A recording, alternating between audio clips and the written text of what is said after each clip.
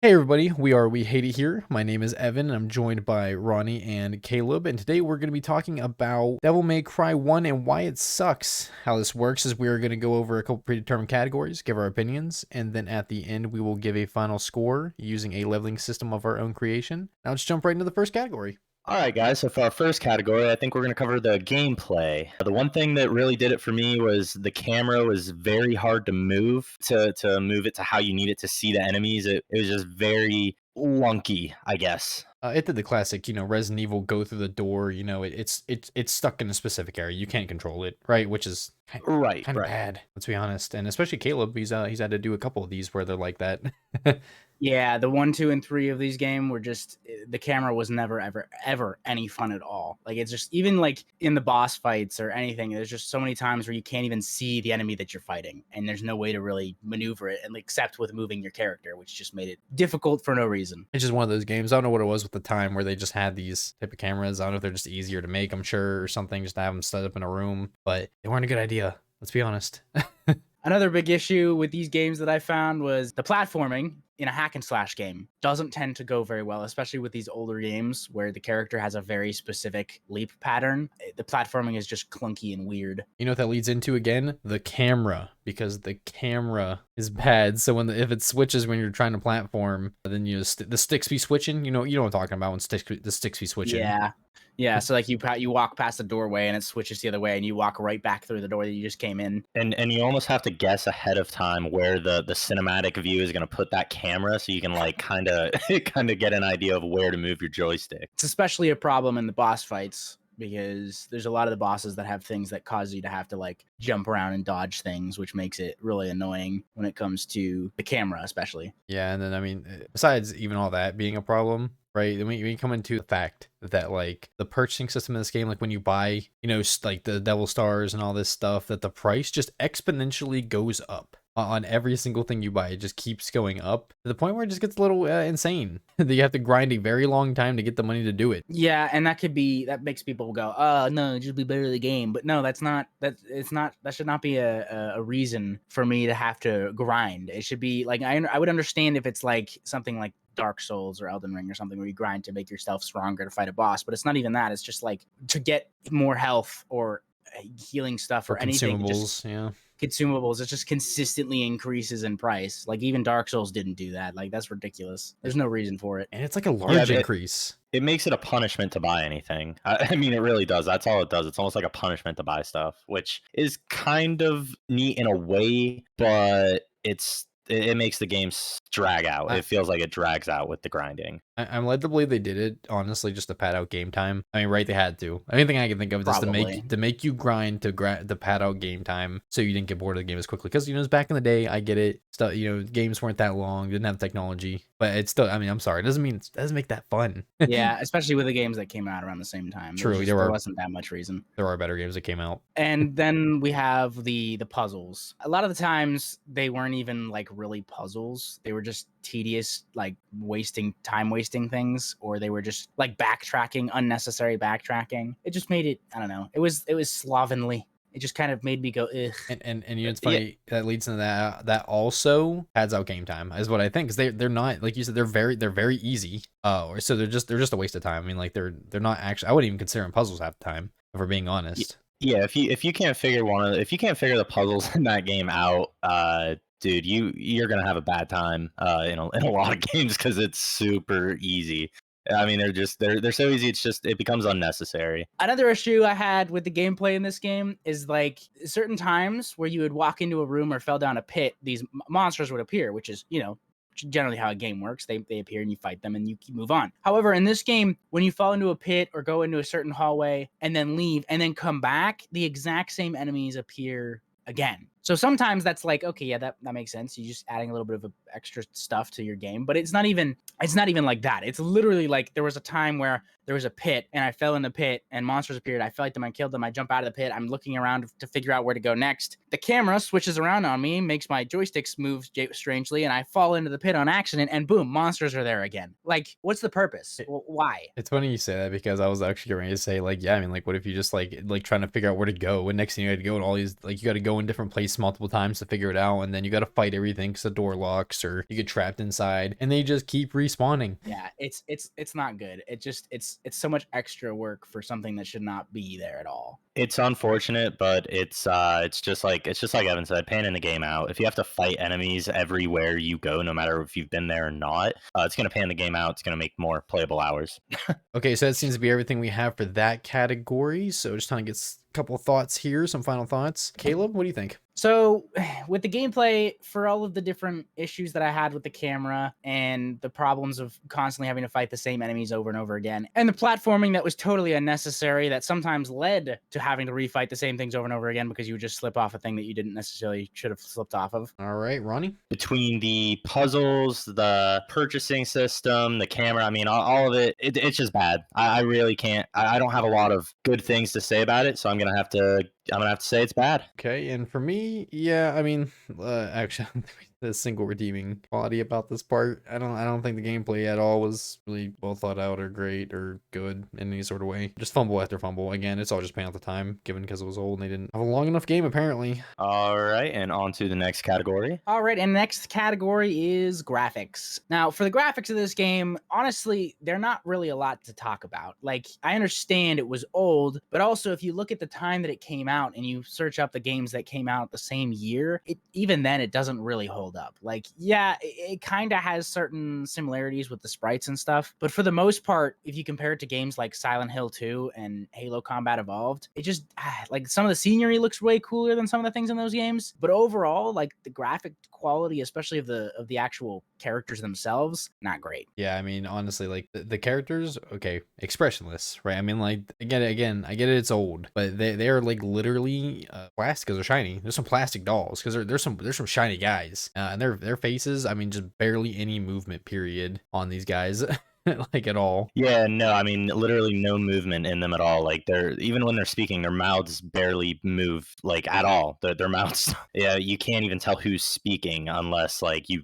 I mean, I guess you can by the voice, but like if it was just visual, no, I would not know who's. Their mouths do not move. So overall, it's not great. There are times that it can really shine, like certain big reveals, like the big castle in the distance, stuff like that, just in general senses, but that's mostly to do with the actual design of the areas and characters and all that stuff, more than it actually has to do with how graphically well they work, because let's be honest, graphically they don't work very well. Okay, so that's pretty much all we have for that one. Not too much to talk about. Let's get some final thoughts from everybody here. Ronnie? I'm gonna have to say between the expressionless faces of all the characters, combined with the fact that there were other games around the time that were way better, so I can't even do like it wasn't good then because there was better. So I'm gonna have to say it sucks. All right, and Caleb? For me, I will definitely have to give props to the design team, and I would love to see like concept art, because a lot of the stuff is really cool looking, like his devil form, the final boss, some of the bosses look really good, but that's just in their design. The actual implementation of the characters didn't really work very well. There's a lot of clipping, there's a lot of areas that don't really seem to connect right, and in general, and just the amount of the lack of character that the faces have. I'm gonna have to say it sucks. Yeah, I mean, for me, there's honestly nothing really redeemable in terms of the graphics. I wish they were there because I'm a sucker for good graphics. You know what I mean, if a game sucks but has good graphics, I'm kind of in. I like pretty stuff, and this could have been good, but unfortunately they just fumbled pretty bad. All right, we're on to the next category. Okay, so the next category we have here is the story, and I'm gonna be honest. Overall, it's a pretty basic story. They have the skeleton there, right? I mean, like they have the structure, but that's it. I mean, there's no meat and potatoes on this puppy. It is very hard to understand at the time you're watching it. Like, there's a lot of times I'm so confused with what's going on, and I paid attention. I sat there through the whole game and watched the whole thing, and there were so many times I was just lost in it the whole time, and I don't feel like I shouldn't be. And there isn't even that many cutscenes. I don't think. I think there's maybe like there's a few. I don't really know now off the top of my head, but there's very few cutscenes in this game. Yeah, and the other problem was that when he was talking about with the hard to understand thing. It was pretty hard to understand, especially since the only reason we really knew what was happening in the game is because some random guy came into our Twitch chat and was letting us know the story of the game and like the Oh. backstory. And yeah, you remember that. Yeah, I completely forgot about that. That's the only way we knew anything that was happening was that Twitch viewer. Yeah, and like the characters, we wouldn't have known anything about their backstories or anything like that because it was the first one we played. Yeah, like the only thing that to me that happens like in terms of like what you know what's going on is the very beginning, right? Because that they explain like, hey, you gotta go to hell. Well, we gotta stop this guy from coming out of hell and trying to Yeah. take over the world. Yeah, that's all, and that's the only part that even explains anything that's going on. One thing we definitely can say about this game is that it was funny at times. There were times where his little quips made it like a little bit funny and added some levity to it. Not Yeah, enough like- for it to be No, go ahead. not enough for it to really fix the overall writing of the game because a lot of times it was just really cheesy and kind of bad. But there was enough of it that it at least gained an interest a little bit when he would make some quips and stuff. I did love the Dark Soul with light line. I just wanted to throw that in there. That was like the funniest line from the whole game. That was a pretty good line. That was actually the most solid one. And that wasn't because it's funny. It was just because it's bad acting. It wasn't even terrible. Honestly, it was a perfect example of the bad writing and bad acting and bad voice acting and all that stuff because it was so funny. And I don't think it was meant to be funny, which is kind of sad. It was definitely the culmination of everything bad in this game. Yeah, it was like the culmination of all of it. It was great. That final scene where he's like, "I would live by your dark soul light." It was so like overly dramatic and didn't make any sense. It was terrible, but also hilarious. It was very funny. Just like how you say a Bollywood movie is funny. Yeah, they're funny. Like you said, his clips are there. They're not that great. Some are pretty cheesy. Time to get some final thoughts on this one. We just finished it up. I'll go ahead and ask Ronnie. Honestly, the story, what little there wasn't great. The story, it was hard to follow, and then even when you did follow it, it was like, man, this is just a total, for lack of a better term, shit show. So yeah, that's my opinion of it. All right, Caleb. Yeah, it can be interesting at times, but they don't explain it enough for me to retain my interest. And with the weird cheesy writing, it made it hard to follow along at times. And then the fact that we never would have understood the full story had it not been for some random viewer. I don't know. It was weird. Yeah, and for me, I mean, like to me, they had the idea there. They just didn't execute it correctly, in my opinion. They definitely could have had a cool story if they tried a little harder with this one, but they just didn't. They just didn't do that. I don't know what happened to here. All right, so that's everything for that, and on to the next category. All right, and for our next category, I think we're gonna go into characters. I wasn't a big fan of them. I mean, they seemed simple to me, honestly. A lot of the characters, I mean, they each had their unique kind of cool look to them. I do love a lot of the Devil May Cry designs, but as far as like an actual looking at them as a playable or not playable, but supporting character, I don't know, man. I just didn't like them. Yeah, I mean, you brought up the enemies actually, and I think the enemies. I'm not gonna lie, there's actually a pretty large variety of them, and I think they actually have really cool design. I like the enemy designs in some of these for some of them because they're just kind of cool looking, and you know that's kind of how I look for an enemy. I mean the attack patterns were whatever. I mean they did their thing. I'm here for looks though, so they look pretty good. Yeah, for the characters in general, they were okay for the most part. Some of the simple motivation was good. Some of it was a little bit lackluster at times. The enemies though, I liked the variability of the enemies. Like there was a pretty decent amount of different types of enemies. Yeah, I mean, leaning back to your like motivations thing, like I mean, it doesn't seem. I mean, it's not necessarily a bad thing, and simple motivations are fine to me. But there's just a lot of times of wondering like, why are they even there? You know, a lot of times I'm just, why are they even here? What's going on?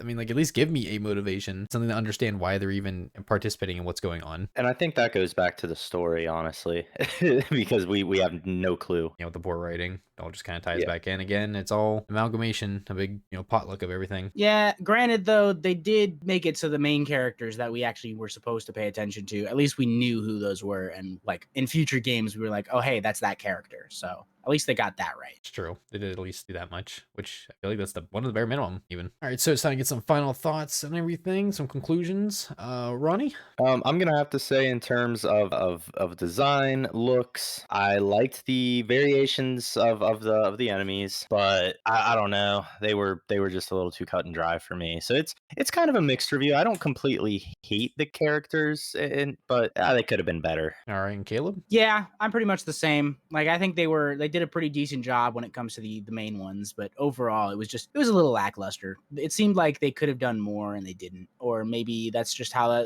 much they had at the time to work with. So I'm not totally sure, but just from a pure gameplay perspective, the characters were kind of forgettable. Yeah, I'm kind of in the same boat as you two as well. We're kind of all having a general consensus on this one. It could have been there. They had the framework. They had something going on, but no follow through, unfortunately. But I didn't hate it. I didn't hate the characters. They're fine. I mean, that is at least one part. There was not a character that I hated. I mean, I guess they didn't fully fumble the bag on that one. All right, so I think that's going to do it for characters. And on to the next category. All right, and the final category for today is boss fights. Now, overall, I think they were pretty good. Like they were good. They were okay. Now we'll stick with good. They were all pretty good. They looked cool, definitely. All the bosses had pretty cool designs. The biggest issue I had probably with all of the bosses is the amount of times you had to fight the same ones over and over again. Like, because that's it.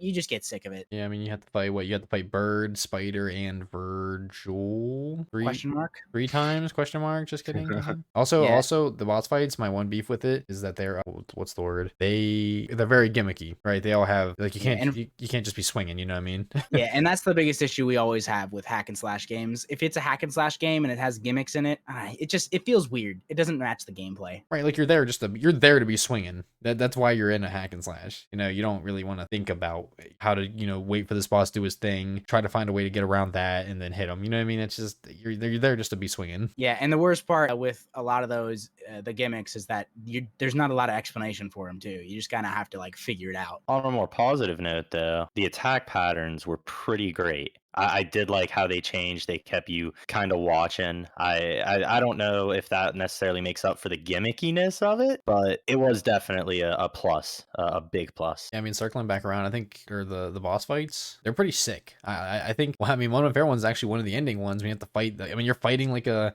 flying statue in space. I mean, it's not space really, but look, I don't know. It's some sort of It does astral, look like it, yeah, like astral plane or something. I don't know, but it looks really cool, honestly, because you're like in your full devil form. You're like flying through lightning strikes and shooting beams and everything. It's fun. The biggest issue I think I had with the bosses is that you don't really know a lot of their bosses' motivations. Like some of them, it was obvious that it was just like, oh yeah, they're the servant of that guy. But like, I don't know, it seemed like that was it, and that just kind of lame. And then the other issue was with Virgil. Like we never would have known that it was Virgil had it not been for somebody in our chat that let us know. Yeah, I mean that's kind of insane. I feel like we should know something that important, but there was no reveal. You would never have known if, like we said, we weren't told. And that's kind of a shame. And back to what you were saying about the characters not having a backstory really or motivation. Like, I mean, and I get it doesn't sound that important, but to me, I don't know. I want to see why he's there in his position. You know what I mean? Like, I want to see why it came to this point. You know, that adds some more flavor to it. That makes it more interesting and fun to me. I mean, the fact that we didn't see Virgil, or the fact that we didn't even know that was Virgil, makes me like wonder how long would we have went in the series like before it clicked. We would have found out in the second game, I'm sure, but I don't like, even know. at what point? I'm not even sure we would have. I don't think they even ever doesn't the second game kind of reveal it a little bit? No, I mean, I don't hint think towards so. it. It might be like some like out of context, like said under their breath or something type, but I don't remember them even clearly saying anything about that. I don't think so, because he appeared in the second game, but not anything like he appeared in the first game. Would we have ever known if not for the chatter that we had? we wouldn't know about half the things happen in this game without someone telling us what happened. That is true. Yeah, pretty much. They just don't explain anything. I don't really, because again, and I wonder that boils down to also not having that many cutscenes, because most of the time that's when you would do something like that. Yeah, it's possible. But they really didn't have that many. I will say that this game did have one of my least favorite boss fights of all time. Virgil? No, Virgil was actually not that bad. That thing. The slide. I do remember the sludge. The slime boss. The slime boss was the most annoying, stupid fight I've ever done in a game, especially a hack and slash game, because that game was basically nothing but gimmicks. I was going to say that was nothing but a gimmick. That's literally all that was. It was so not fun at all. It was just tedious and lame and annoying. It didn't even look that cool. It was just annoying. All right, time to get some concluding thoughts on boss fights. Ronnie? I'm gonna have to actually give a thumbs up to the boss fights. Aside from all the bad things, I thought they were actually kind of well done. So yeah, thumbs up for me. All right, and Caleb? I thought they were pretty decent. I didn't think they were bad enough to make me me hate them all. There were definitely some parts where it was a little bit annoying and a little bit of gimmickiness, but again, it's just how we feel about hack and slash games, so it's not anything detrimental. So overall, I would say they're pretty good. Yeah, me personally, I mean, like, I think they looked really dope. I think some were pretty cool. You know, some of the boss fights were really fun, but there were a lot of like gimmicks also involved in these, and that to me again is not fun, and it's nothing on the game, just something we don't like. Caleb said. So I mean, I'm not a huge fan, but like I said, they're pretty cool looking at least. Okay, and now we're at the end here where we're going to give our final score. Here at this part, we use our own rating system called the hate level, where 1 is the best game ever made and 10 is the worst ever made. And I think the general consensus on this one is we're going to give this one a 6.5 out of 10. Not too bad, you know, but it definitely had a lot of work for it, cut out for it. And yeah, it was an old game, but like we said, there were some other games that came out the same year that just I would have preferred playing if I was around at the time I was around. But if I was playing games at the time of them coming out, and they looked better. I mean, they looked and were honestly more fun in a lot of aspects. Yeah, I mean, in comparison, this game kind of drops the ball a little bit, but it could have been a lot worse. So, yay, kind of. I will give it for the time. It was probably unique for Yeah. in its own, you know, type of story and everything. yeah, that's probably the biggest plus for it. And that honestly though kind of falls under the nostalgia. Yeah, classic old game you remember playing is good. Make sure to check out our TikTok. Go over and give us a follow on Twitch, Make sure to like and subscribe. and we'll see you next time. Bye. Bye. Bye.